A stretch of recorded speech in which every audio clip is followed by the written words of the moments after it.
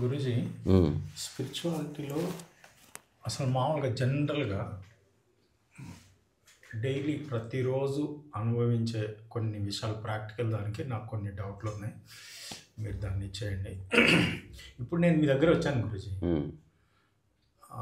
మీ wifi తీసుకున్నాను, నేను use చేసుకున్నాను. తర్వాత మీరు ఛాయ్ ఇచ్చారు, ఈ కప్ బాగుందన్న ఇక్కడ పెట్టారు. తర్వాత మీ గిటార్ ఉంది, అది చూసాను, చాలా బాగుంది అనిపించింది. ఆ వాటర్ దగ్గర అది చూసాను, ఇది కూడా చాలా బాగుంది. కానీ నేను ఎప్పుడైతే మీ రూమ్లో నుంచి డోర్లోకి బయటకు వెళ్తానో వీటి మీద అసలు నాకు అసలు కనీసం 0.01% కూడా ఉండదు.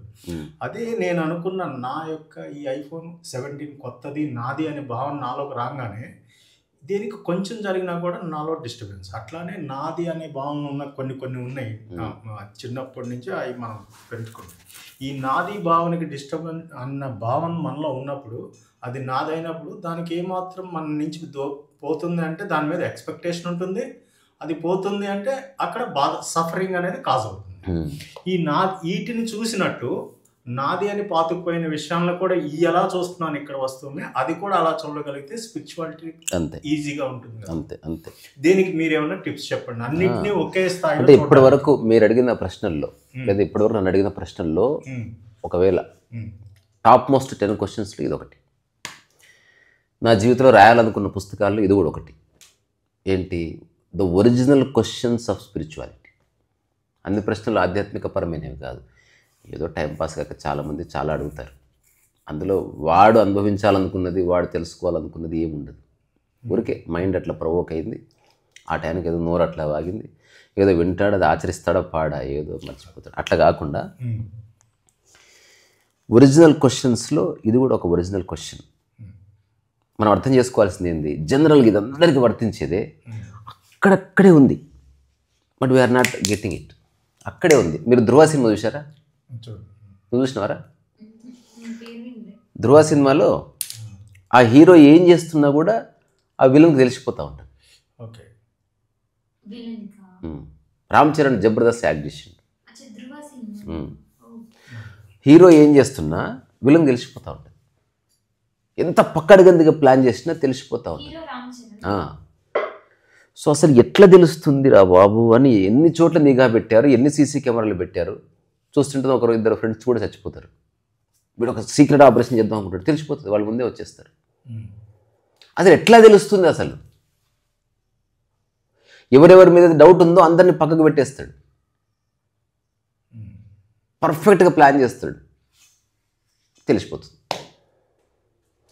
ఓ రూమ్లోకి వచ్చి ఎట్లా తెలిసిపోతుందో ఆలోచిస్తే అప్పుడు హఠాత్తుగా స్ఫురిస్తుంది, తనలోనే చిప్ పెట్టారు.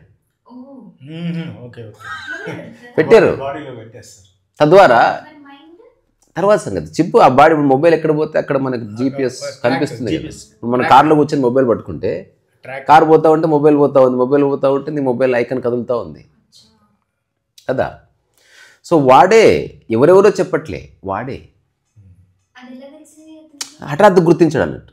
అంతే సినిమా. అది రియల్గా కూడా ఎక్కడెక్కడో వెతుకుతున్నావు కదా, ఇక్కడెక్కడే ఉంది జవాబు. పుస్తకాల్లో వెతికినా దొరకదు, ఆశ్రమాల్లో దొరకదు. ఎందుకు పోవాలంటే అక్కడ లేదని తెలుసుకోవడానికి. అందుకే అన్ని ఆశ్రమాలు, అన్ని సాధనలు ఎందుకు చేయాలంటే అందులో ఏమి లేదని తెలుసుకోవడానికి చేయాలి. ఇప్పుడు మీరు అడిగిన ఫండమెంటల్ క్వశ్చన్ ఏంటంటే,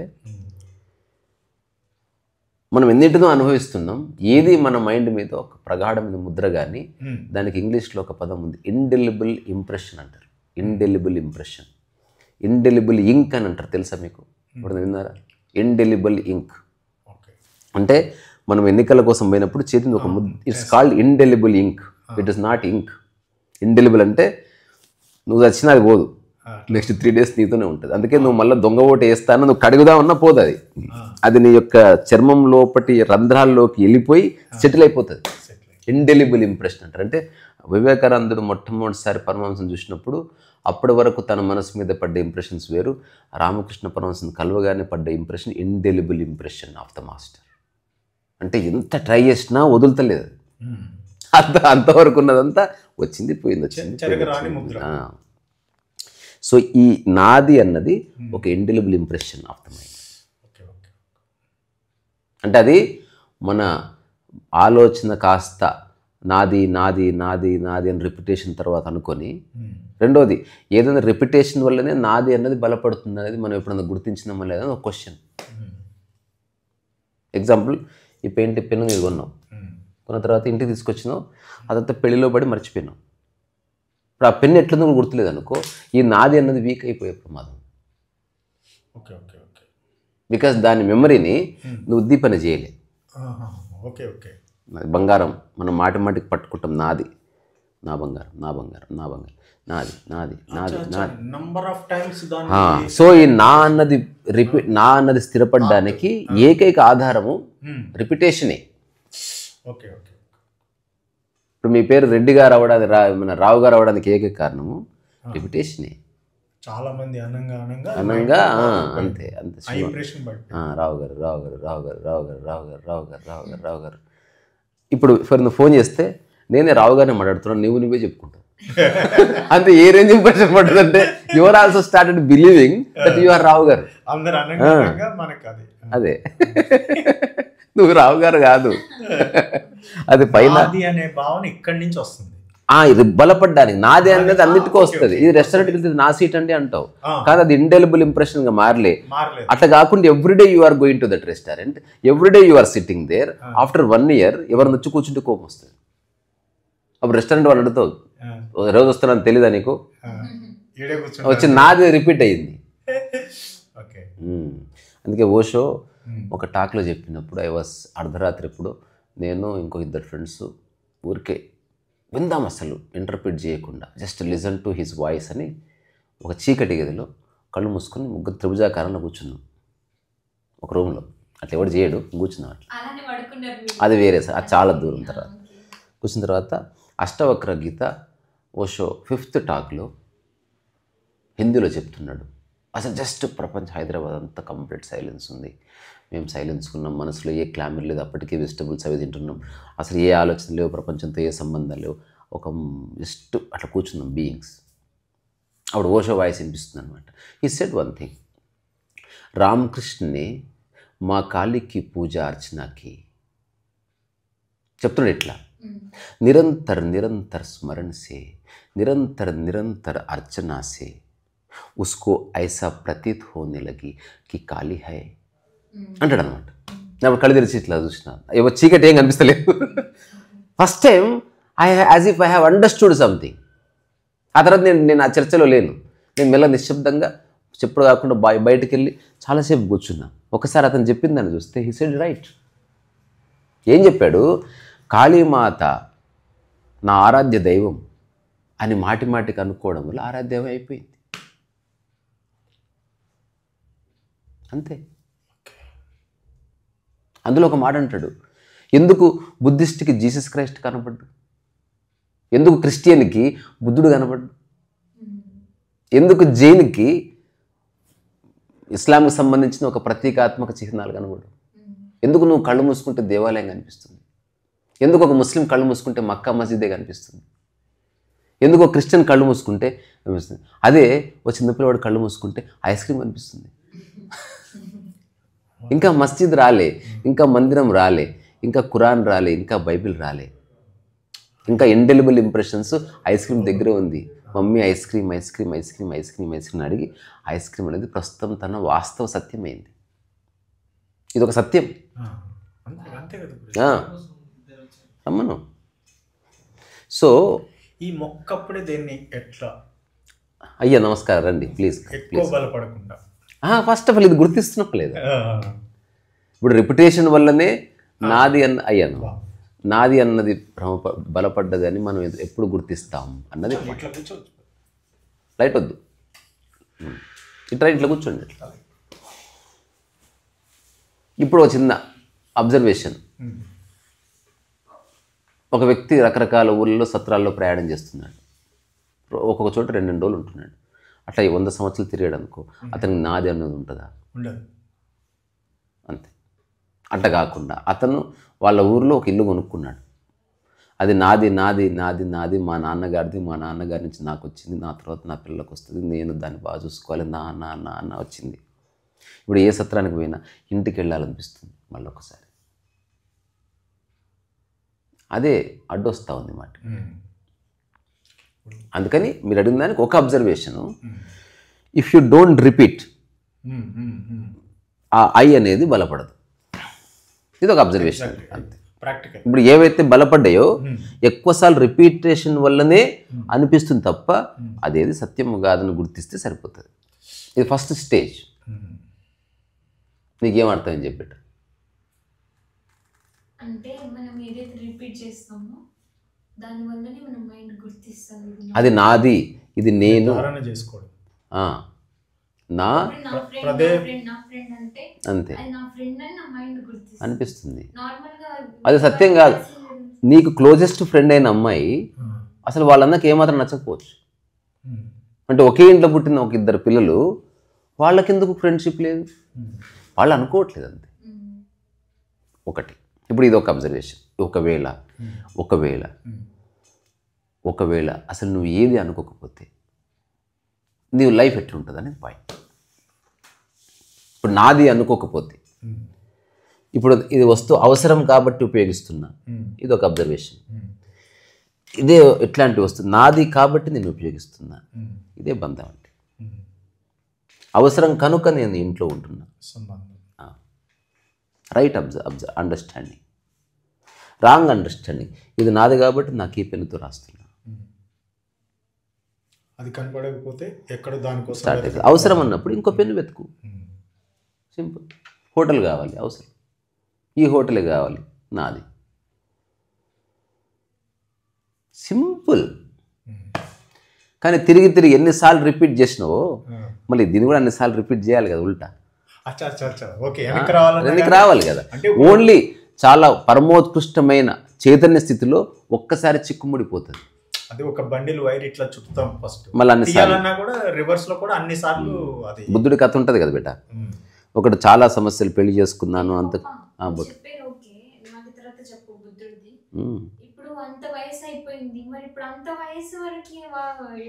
అదే చెప్తున్నా, కాదు నీ యొక్క మానసిక స్థితిని బట్టి, నీ మానసిక స్థితిని బట్టి. అలా కాదమ్మా, ఎక్కువ ఐటమ్స్ ఉండవు. మనమంతా రన్నింగ్ రోజువారీ చేసుకునే బిజినెస్ వేరు, ఎన్ని ఇయర్స్ అయినా ఒక 3-4 విషయాలే బాగా గట్టిగా. తాను అన్నది ఏమిటంటే, ఒకవేళ 60-70 ఏళ్ళు బతికితే ఇన్నేళ్లుగా అనుకుంటున్నావు కదా, తనకి ఇంకో 60-70 ఏళ్ళు ఉండాలి కదా మళ్ళీ తిరిగి రివర్స్ అనుకోవాలంటే అని అంటుంది. నన్ను వారు అడగకముందే జవాబు ఇచ్చేసింది నేను. ఏంటది? ఒకవేళ నీ స్థితి కరెక్ట్గా ఉంటే ఒక్క సెకండ్లో వెళ్ళిపోతుంది. It depend upon you. See, unconscious create చేసుకున్నావు, కాన్షియస్గా ఒక్క సెకండ్లో తీసేయచ్చు అంతే. 100% ఎవ్రీథింగ్ పాసిబుల్. ఫిజికల్గా అన్నీ సాధ్యము కాదు, మానసికంగా అన్నీ సాధ్యమే. ఫిజికల్గా ఎవరెస్ట్ ఎక్కాలంటే ఎవరికైనా ఒక టైం పడుతుంది, కానీ మానసికంగా ఎవరెస్ట్ ఎక్కాలంటే అంతే. ఇట్లా ఆ ఎక్కొచ్చినప్పుడే జెండా తీసుకుపోయినా తీసుకుపోయి ఇప్పుడే తీసుకుపోతున్నా. ఇంకోటి మనకు చిన్నప్పటి నుంచి చెప్పిన అబద్ధాలు ఇది కూడా ఒకటి. సో ఇక్కడ కూర్చొని తాజ్మహల్కి వెళ్ళి రావచ్చు అని అబద్ధం. అది you are not going to Tirupati. మనసులో నువ్వు క్రియేట్ చేసుకున్న ఇమేజ్ని నువ్వు జస్ట్ చూస్తున్నావు అంతే. నువ్వు తిరుపతికి మనసు ఎక్కడో ఎక్కడికో వెళ్తుంది, అబద్ధం. అది మనసు తన కొడుకు అమెరికాలో ఉంటే అమెరికాని ఫోటో తీసి పెట్టుకుంటుంది, వాళ్ళ అబ్బాయిని ఫోటో తీసి పెట్టుకొని ఇక్కడే చూస్తుంది. అస్సలు మనసుకు ఆ శక్తి లేదు, ఇప్పుడు ఇది అక్కడెక్కడో ఉత్తరం ఉంది, కళ్ళు మూసుకుంటే కనిపించింది ఇది కాదు, నా మనసులో ఉన్న ఇది చూస్తాను దగ్గర నుంచి.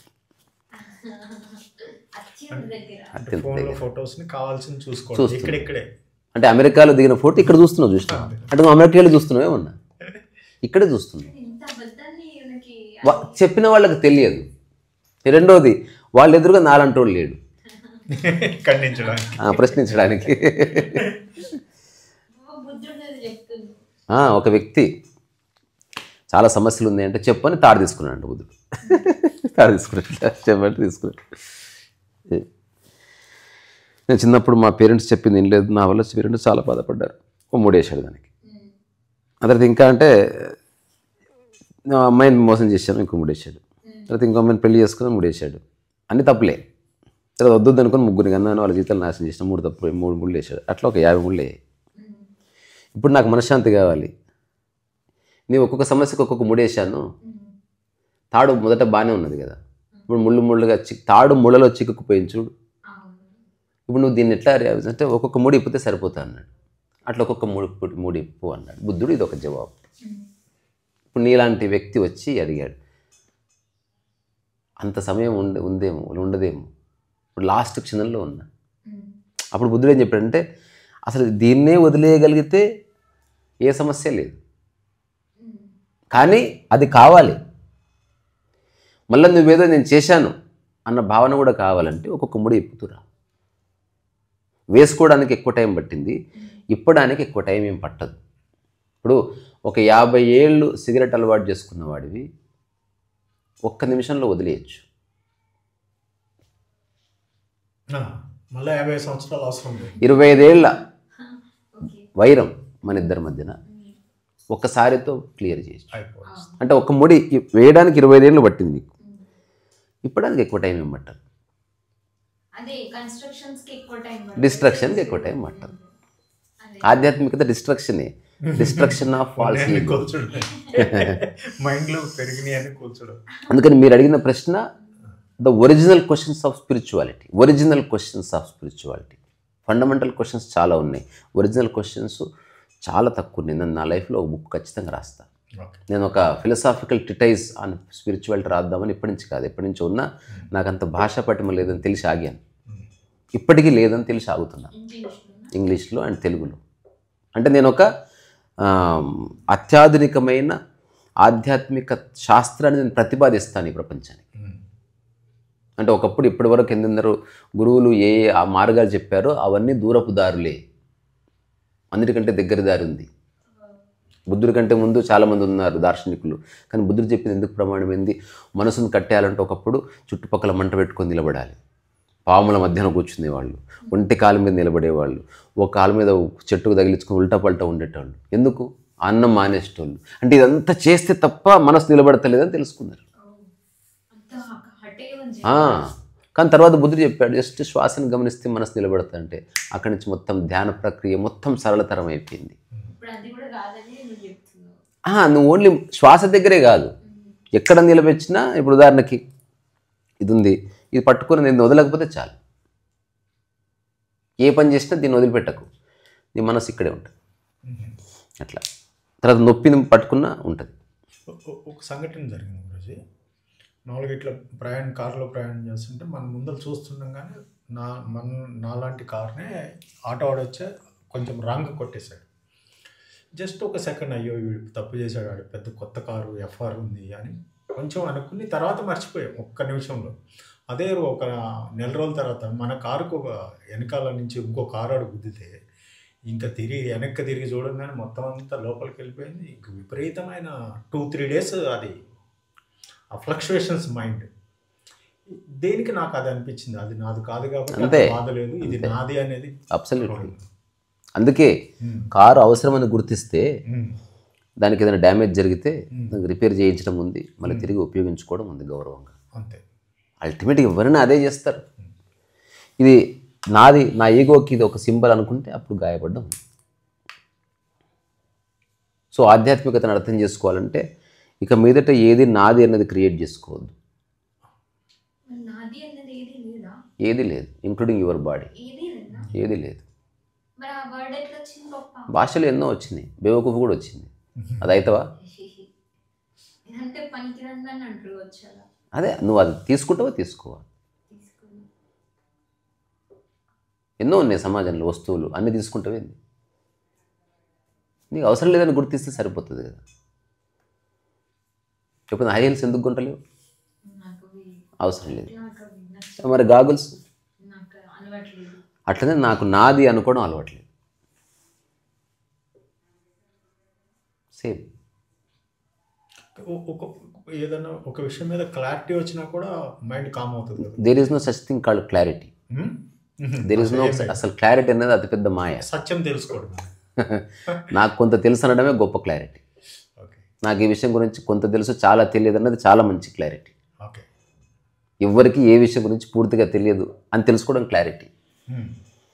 అది ఈగోగా మార్చుకోకపోతే ఒక క్లారిటీ ఉన్నట్టు, అంతే తప్ప ఎవరికి దేని గురించి సమగ్రంగా తెలిసే అవకాశం లేదు. ఎందుకంటే మనం ఎప్పుడు చూసినా మన దృష్టికోణం పర్స్పెక్టివ్ బేస్డే ఉంటుంది.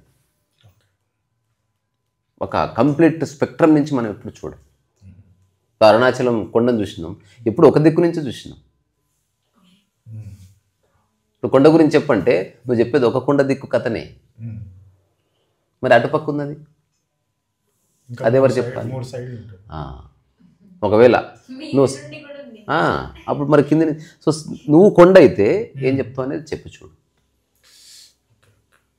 కొండ గురించి చెప్పిందంతా తత్వం, కొండ గురించి ఏం చెప్తూ సత్యం. అది అట్లా నీ గురించి నీవు పరిపూర్ణంగా చెప్పొచ్చు. ఒకవేళ క్లారిటీ అంటూ ఏదైనా ఉందంటే నీ లైఫ్ మీద ఉండొచ్చు, మిగతా అన్నిటి మీద పాక్షికమైన క్లారిటీనే ఉంటుంది. అదేం తప్పు కాదు, అదేం తప్పు కాదు. ఇప్పుడు ఒక స్టూడెంట్కి ప్రొఫెసర్కి there is no much difference. Professor కొంచెం ఎక్కువ తెలుసు, స్టూడెంట్ కొంచెం తక్కువ తెలుసు, అంతే. వీడు కాస్త ఎక్కువ తెలుసుకుని ప్రొఫెసర్ వాళ్ళనుకుంటున్నాడు, అంతకుమించి ఏమీ లేదు. గురించి ఇప్పుడు మీరు ఇందాక బుద్ధుడిది శ్వాస మీద అన్నారు కదా, అది ఇనిషియల్లో ఏమన్నా ఉపయోగపడుతుంది? 100% ఎప్పుడు ఉపయోగపడుతుంది, కానీ దాంట్లో జీవన్ముక్తికి దారి లేదు, అంతే. అది ఉపయోగపడదని కాదు, చాలా గొప్ప టెక్నిక్ అది. ఇమ్మీడియట్గా నీ మనసును శాంతపరుస్తుంది. సేమ్ దానికి ఈవెన్ ఒకప్పుడు జపమాల, లేకపోతే ఒకప్పుడు పూర్వీకులు ఏదన్నా బాగా ఇబ్బంది వచ్చినప్పుడు చేతిలో అది కర్పూరం పెట్టుకొని ఇట్లా హారతి ఇచ్చేవాళ్ళు. ఎందుకో తెలుసా? నీ మనసు ఎక్కడెక్కడ ఉన్నదంతా ఫస్ట్ ఇక్కడ హీట్ వస్తుంది, హీట్ దగ్గరికి వస్తుంది. హీట్ దగ్గరికి వచ్చిన ఆపకుండా చేస్తే మెల్లగా కాలు తెచ్చి, కాలిన తర్వాత 3 days ఇక్కడే ఉంటుంది నీ మైండ్. దాంతో అన్ని సమస్యలు సర్దుమవుతాయి. అంటే రీజన్ అది. అంటే ఎక్కడెక్కడో తిరుగుతున్న నా మనసుని ఇక్కడికి ఎట్లా తీసుకురావాలి, ఎట్లా?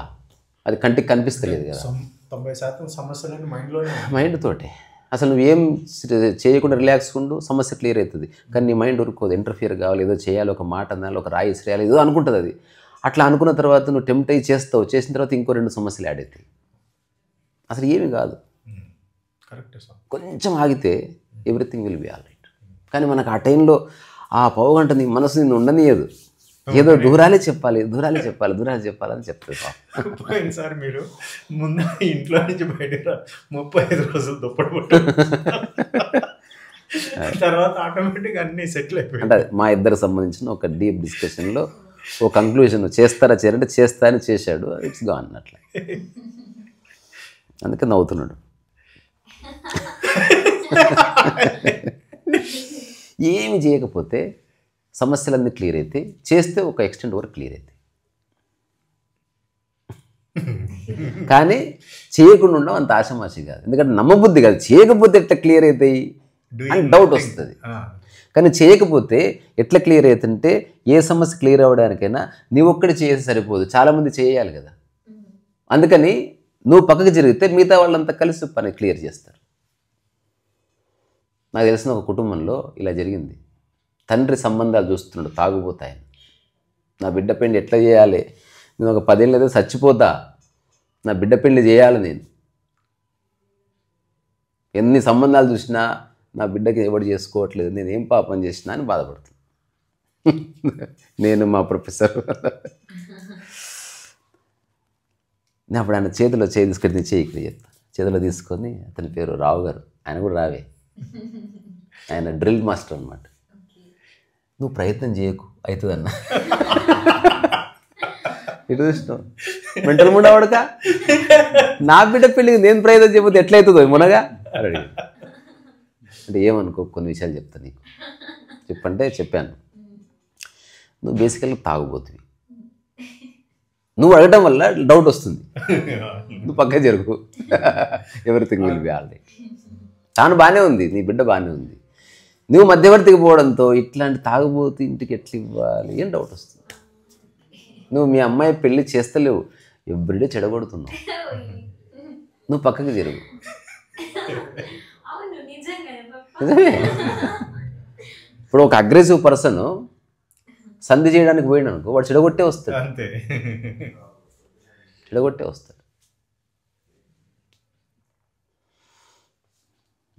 ఆ తర్వాత ఆయన కొంచెం ఆలోచించి, అయ్యగారు అన్నాడు, నేను క్రికెట్ ఆడుకుంటున్నా, నువ్వు చెప్పింది మంచిగా అనిపిస్తుంది, ఓ నెల ట్రై చేయండి అన్నారు. నెల లోపల 2-3 సంబంధాలు వచ్చినప్పుడు ఫైనల్ అయింది. వాళ్ళ ఇంట్లో వాళ్ళందరికీ చెప్పిన, ఈ నెల రోజులు మీ ఆయన మధ్యలోకి రాడు, మీరు మాట్లాడుకోండి. ఆయన నిజంగా రాడా అంటే చెప్పించిన, నెల రోజులు రానని చెప్పు. నీ ఉద్దేశం పిల్లి అవ్వడమే కదా, నువ్వే చేయాలి నీ గురించి చెప్పు, ఆలోచించు, నువ్వే చేయాలని ఉంది నీ ఉద్దేశం, అంతే కదా. ఇప్పుడు నీకు సొల్యూషన్ కావాలన్నా నువ్వు క్రియేట్ చేసే సొల్యూషన్ కావాలి. నీకు బండి రిపేర్ కావాలన్నా నీకు నచ్చిన మెకానిక్ చేస్తే రిపేర్ కావాలన్నా నువ్వు డిక్లేర్ చేయాల్సింది నీవే. సో నీ ఆనందము కండిషన్స్ని ఆధారం చేసుకున్న అవసరమా, లేకపోతే ఆనందం కావాలా? నేనైతే చెప్తున్నా, కండిషనాలిటీస్ ఏమీ లేనప్పుడే నిజమైన ఆనందము కానీ, నిజమైన ధ్యాన స్థితి కానీ, నిజమైన లైఫ్కి సంబంధించిన చిన్న చిన్న విషయాలు మనకు తెలుస్తాయి. లేకపోతే లైఫ్ అంతా కొట్లాడుకుంటూ పీకలాడుకుంటూనే గడుపుతాం. అందుకని coming back to our subject ఏంటంటే ముగిద్దాం. సో ఆధ్యాత్మికతకు సంబంధించిన ఒరిజినల్ క్వశ్చన్ మీరు అడిగింది వెరీ యూస్ఫుల్. ఒకటి నాది అనుకోవడం మనకు తెలుసు, కానీ ఒకటి నాది ఎందుకు కాదు, అసలు ఒకటి నాది ఎట్లా అయిందని మనం ఎప్పుడు క్వశ్చన్ చేయాలి. అది మనిషికి ఉన్న ప్రాబ్లం. ఇప్పుడు ఇది నాది అని చెప్పి నీవు అసలు నాది ఎట్లా అయింది ఇది సేమ్ ఫోన్ ఇచ్చినా సరే తెరిచి చూసి ఇట్లా ఒత్తి చూసి ఇది నాది కాదు అంటున్నాడు.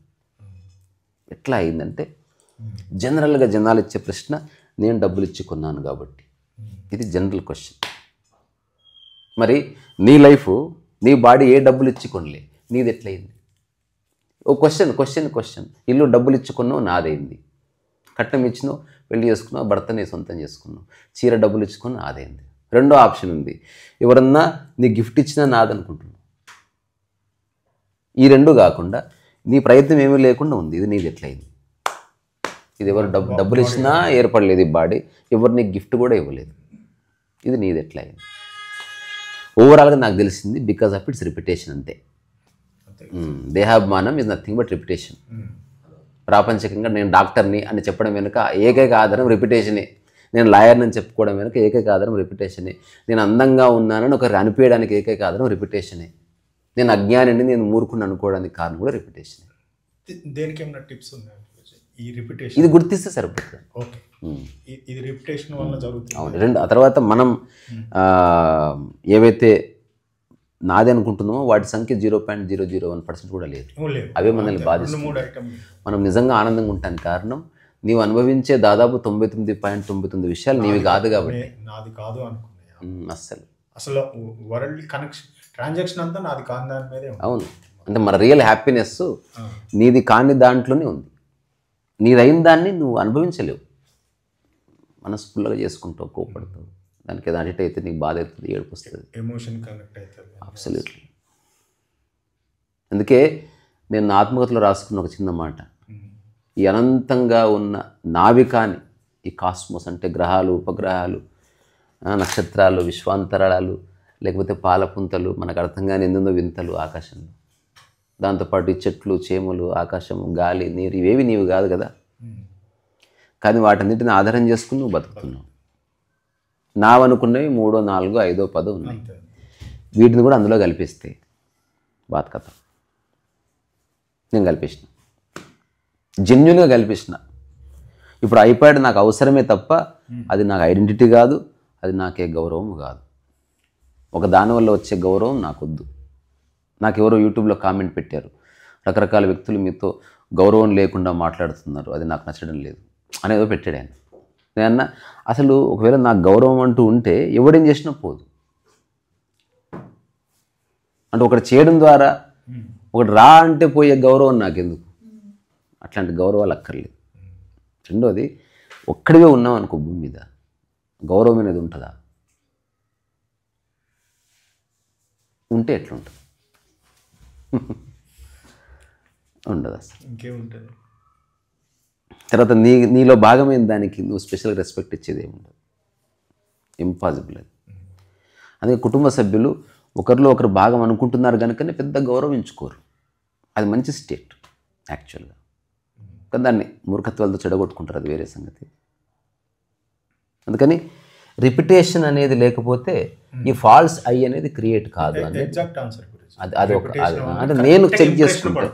ఇంప్రెషన్ అనేది మీరు అన్నట్టు అది ఆ ఇంప్రెషన్ కూడా ఎట్లా అంటే తొందరగా పోయే ఇంప్రెషన్ కాదు, అది చాలా స్ట్రాంగ్ గా పడుతుంది అంతే. ఇది ఎంత రిపిటేషన్ ఎంత ఎక్కువ అయితే ఇక్కడ అంత స్ట్రాంగ్ గా. సో ఇప్పుడు దీనిలో మనం తీసుకురావాల్సిన అవగాహన దీపం ఏదైనా ఉందంటే అవసరం కోసమే ఉపయోగిస్తున్నాను దేన్నైనా, నాది కాబట్టి కాదు. ఇదే లైట్ మనం తీసుకురావాల్సిన కాంతి అందులో. నాకు అక్కడ అర్థమైందా పెట్టండి?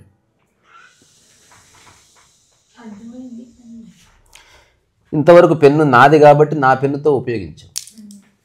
జస్ట్ పెన్ను అవసరమని గుర్తించు, ఎవరిదో ఒకరి పెన్ను తీసుకొని రాసుకో. నాదైతేనే అని తీసేసి ఇట్ ఈస్ వర్బల్గా చెప్పకు, కానీ అంతర్గతంగా తెలుసుకో. నేను ఏదైతే ఉంటున్నానో అవసరం కోసమే ఉంటున్నాను అని దాన్ని గౌరవంగా ఉపయోగిస్తాను. Without attachment I use the pen. ఇది అవసరం కోసం, పెన్ను రాయడానికి అవసరం, ఈ పెన్ను బాగుందని ఉపయోగిస్తున్నా. రెండోది, నాకు ఇదేదొద్దు, నా పెన్నే కావాలి. ఇప్పుడు ఈ పెన్ను పడకపోతే, ఈ పెన్ను కనబడకపోతే అదే బాధగా మారుతుంది అని మనం జస్ట్ గుర్తించాల్సిన అంశం తప్ప దీంట్లో ఏ సాధన లేదు. ఇది సాధనకు అతీతం. నా రీసెర్చ్లో తెలిసిన విషయం ఇది. Repetition is the main reason. If you don't repeat your name, ఇప్పుడు అంతెందుకు గోవింద నామాలు ఉంటాయి కదా, లేకపోతే రామకోటి ఉంటుంది కదా, రిపిటేషన్ కాదా? అంతే. రామ ఏకం ఎందుకు కాదు, రామకోటి ఎందుకు అయింది? బికాజ్ రిపీట్ చేస్తేనే నీ మనసు మీద ఇంప్రెషన్ పడుతుంది. రమణాశ్రమంలో అక్కడిక్కడ చాలామంది అంటే భగవాన్ అంటారు. There keep on repeating. అదొక వ్యాధి. అది రిపీట్ చేయకూడదు, ఏది మంచి కానీ చెడ్డు కానీ. ప్రతిసారి మొదటిసారి ఉచ్చరించినట్టు ఉచ్చరించగలిగితే రిపిటేషన్తో సంబంధం. ఈ రిపిటేషన్ దేనికన్నా దానికి రిలేటెడ్ ఒక చిన్నది ఉంది. ఇప్పుడు ఒక బుద్ధిస్ట్ మాంకు ఒక మామూలుగా ఒక అజ్ఞాని లాంటి అతనికి ఇది నా బుర్రలో అంతా ఇదైపోయింది, డర్టీ థాట్స్ కానీ హ్యాబిట్స్ కానీ చెడు అలవాటు ఇదంతా చాలా ఇదిలో ఉన్నాను, నేనేం చేయాలంటే అప్పుడు అతను ఏమన్నాడంటే ఒక జార్ తెచ్చి దాంట్లో మురికి వాటర్ ఉంది, ఇప్పుడు నువ్వు మంచి పనులు అనేవి ఏదైతే ఉన్నా అంటే మంచి పనులు అంటే ఏదో పుణ్యాలు అట్లని కాకుండా ఆ మంచి నీళ్ళని ఈ మురికి నీళ్ళలో పోస్తే స్లోగా మురికి వాటర్ వెళ్ళిపోయి ప్యూర్ వాటర్ దాంట్లో ఉంటుందని అతను ఏదో ప్రాక్టికల్ చెప్పాడు. అది ఎంతవరకు అన్నీ ఓకే, కానీ అవంతా ప్రాక్టీస్ బేస్డ్. అది వాటర్ కాబట్టి మంచినీరు చేరుతుందని మురికి నీరు పోయిందని నీకు కనిపిస్తుంది. ఇదెట్ట తెలుస్తుంది? కంటికి కనపడిన విషయాల్లో ప్రయోగాలు పనిచేయవు. ఇప్పుడు నేను రాసిన చిన్న ఎగ్జాంపులే, ఒక ఎత్తడి చెంబు లేదా బిందె తీసుకుని పోతే సొట్టబడితే దాన్ని ఆపోజిట్ కొడితే సరిపోతుంది. మనసు ఒక బిందె అనుకో, మనసు ఒక బిందె. ఇప్పుడు ఒక రాంగ్ ఇంప్రెషన్ పడ్డది, అది తీయించుకుని ఒక గురువు దగ్గరికి పోతే వాడి కంటికి కనబడలే, వాడు ఇంకో చోట సొట్టేశాడు. ఇప్పుడు 2 చోటలైనవి, ఇప్పుడు 2 బాధలైనవి. అట్లా చివరికి ఎవరి దగ్గరికి పోయినా తలా ఒక సొట్టేస్తున్నారు స్పిరిచువాలిటీ పేరు మీద. చివరికి అందరూ మైండ్ అనే చెంబు సొట్టలమయం అయిపోయి చుట్టల మధ్యన చెంబు ఇరుక్కుపోయి అస్సలు ఎన్ని సొట్టలు అయిపోయినాయి అంటే ఇంకా తప్పు ఒప్పు ఇందులోనే ఉంటా అంటున్నారు.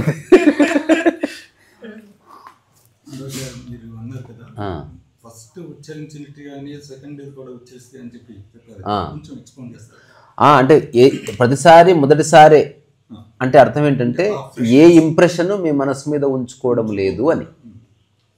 అట్లా ఇప్పుడు ఉదాహరణకి రావు గారు అన్నది ఎన్నోసారి అన్నదో ఆ తర్వాత అంటే 1000సారి పిలిచి 1001సారి పిలిస్తే ఒకలాగా ఉంటుంది. అంటే కాకుండా ఫస్ట్ ఏమో ఎవ్రీ టైం రావు గారు అని పిలుస్తున్నాను, కానీ ఎన్నిసార్లు రావు గారు అని పిలిచానని నాకే ధ్యాస లేదు. అట్లా కనుక చూస్తే మైండ్ ఎప్పుడు ఎంటీగా ఉంటుంది, మైండ్ ఎప్పుడు సజీవంగా ఉంటుంది. గంగానది లాగా వస్తుండాలి పోతుండాలి. లిఫ్ట్ లాగా ఉంచుకోవాలి మైండ్. లిఫ్ట్లో ఎంతమంది ఎక్కినా ఎక్కేది వెళ్ళిపోవడానికే తప్ప ఉండిపోవడానికి కాదు. అట్లా మనసులో ఎంత సమాచారం ఉన్నా అది అవసరానికి ఉపయోగపడడానికే తప్ప అది అక్కడే ఉండిపోవడానికి. నాకు లిఫ్ట్ చాలా నచ్చింది అక్కడే ఉండిపోతా అంటే ఎలగొడతాను నేను అక్కడి నుంచి. అట్లనే మనసులో కూడా పంపించేసేయాలి. ప్రకృతి నియమమే ఫ్లోయింగ్, ఏది ఎక్కడ పర్మనెంట్ ఉండకూడదు. ఒక చెట్టు ఇట్లా మొలిస్తే మళ్ళీ చచ్చిపోయి అట్లా వెళ్ళిపోతుంది. మరి మనసులో సమాచారం ఎందుకు ఉంచుకుంటున్నాం అంటే సాంప్రదాయం లోపల అట్లా వచ్చింది. అంటే ఒకప్పుడు ఏ టెక్నాలజీ లేని రోజుల్లో గుర్తుపెట్టుకోవడానికి ఒక ఇంపార్టెన్స్ ఏర్పడ్డది. నాకు అతనికి మొత్తం 4 వేదాలు గుర్తున్నాయి. అతని కాళ్ళు మొక్కారు. అంటే పుస్తకాలు ఫిజికల్గా కాకుండా మానసికంగా తన మనసులో ఉన్నాయి. ఆయన ఇంకొకరికి చెప్పి అట్లా ఇప్పుడు ఎందుకు లిపి వచ్చింది. మళ్ళీ సమయం వచ్చింది, మనసు ఖాళీ చేసుకో, ఏది గుర్తుపెట్టుకో. భగవద్గీత నాకు బూందిగా అయిపోయాడులే ఎందుకు గుర్తుపెట్టుకుంటున్నావు? సారాన్ని అనుభవించు, గుర్తుపెట్టుకోవడం నీ పని కాదు, గుర్తుపెట్టుకోవాల్సిన అవసరం లేదు. జస్ట్ ఎవ్రీ టైం నువ్వు దాన్ని ఉచ్చరించినప్పుడు మొదటిసారిగా ఉచ్చరిస్తున్నావు అంటే నీ మనసులో ఏదో ఒక రెవల్యూషన్ జరిగే ఉండాలి. ఏదైనా ఒక దాన్ని ఉచ్చరిస్తున్నావు, ఎన్నిసార్లు ఉచ్చరించినా మొదటిసారి ఉచ్చరించినట్టు నీకు అనుభూతి కలిగితే ఆధ్యాత్మికత యొక్క చరమస్థితి అక్కడ ఉన్నట్టు లెక్క. నేను ఇట్లా దీన్ని చూశాను, రెండోసారి చూసి మూడోసారి బోర్ వచ్చిందా, now you are the mind is watching. అట్లా కాకుండా ఎన్నిసార్లు చూసినా ఎన్నిసార్లు ముట్టుకున్నా సేమ్ ఫస్ట్ టైం ముట్టుకున్నట్టే ఉంది. చూసావా, అదే లైఫ్ అంటే. అంతే.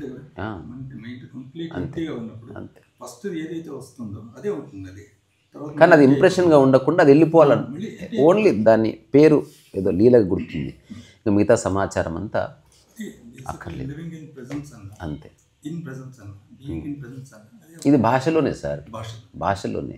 There is no such thing called living in the moment or living in the present or being in the, ఇదంతా భాషలో వచ్చిన లివింగ్ ఇట్ సెల్ఫ్ ప్రజెంట్ అంతే. మళ్ళీ ఇంద అంటే గ్యాప్ వచ్చేసింది మనం భాషలో అనుకోవడానికి. ఊరికే సరదాగా భాష కోసం అనుకుందాం, పర్వాలేదు. అంతే. అవును అవును. దీనికి మనకి ఎగ్జాంపుల్ కావాలంటే ఓ చిన్న కుక్క పిల్లి లేకపోతే చిన్న పిల్లలు ఎన్నిసార్లు అమ్మని చూసినా వాడు నవ్వుతూ ఉంటాడు. ఎన్నిసార్లు ఇదే బోడి అమ్మ ఎప్పుడు ఈమెనే నా కొత్త అమ్మని తీసుకురా అంటలేడుగా, ఎందుకంటే బోర్ వస్తలేదు. ఎందుకు బోర్ వస్తలేదు? దాని లోపలికి వెళ్తే అతన్ని అసలు గుర్తు పెట్టుకోవడం లేదు. గుర్తు ఎందుకు పెట్టుకోవడం లేదు? అతను గుర్తు పెట్టుకోవాలని అనుకోవడం లేదు. ఆల్వేస్ ఎప్పుడు చూసినా మమ్మ అంటారు. మళ్ళీ 5 నిమిషాలు అయింది మమ్మ, సేమ్ ఎక్స్ప్రెషన్. ఎప్పుడైతే తనెవరో తనకు గుర్తు రావడం మొదలైన తర్వాత అక్కడి నుంచి అమ్మ మెల్లగా పాతబడిపోవడం స్టార్ట్ అయింది. అట్లా కాకుండా నిజంగా జ్ఞానం ఏర్పడితే 50 ఏళ్ల తర్వాత అమ్మని చూసినా సేమ్ ఫీలింగ్. ఎందుకు? గతం ఏమీ లేదు కదా, మధ్యాహ్నం గతం అడ్డు రావడం. సో మీరు అడిగిన దానికి ఇదొక 2 అబ్జర్వేషన్స్, ఒకటి రిపిటేషన్, ఒకటి అది పోవాలంటే ఇది జస్ట్ యూజ్ అవసరం కోసం మీరు ఉపయోగిస్తున్నారు తప్ప నీదైనందుకు కాదు అని నిరంతరం గుర్తు చేసుకుని. మీరు కారు ఎక్కారు, మీరే కొన్నారు, కానీ కారు నా ప్రయాణానికి అవసరం మాత్రం కాబట్టి ఉపయోగిస్తున్నాను. కారు నాకు ఐడెంటిటీ కాదు, నాకు గుర్తింపు కాదని మనం గుర్తిస్తున్నామా లేదనేది point. Question, direct question, point బ్లాంక్లో పెట్టి అడుక్కోవాలి ఒకసారి.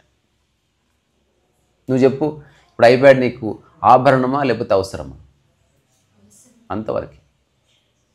ఒకవేళ నిజంగా ఐప్యాడ్ పోయింది, రావు గారు వస్తే రమ్మను, రావు గారు ఐప్యాడ్లో వీడియో తీసి దాంట్లో మన ఛానల్లో అప్లోడ్ చేసి మళ్ళీ ఆయన మొబైల్ ఇచ్చేసి పని జరుగుతుంది. అయ్యా రండి వెల్కమ్. ఓకే బేటా, రైట్. ఇక అక్కడి నుంచి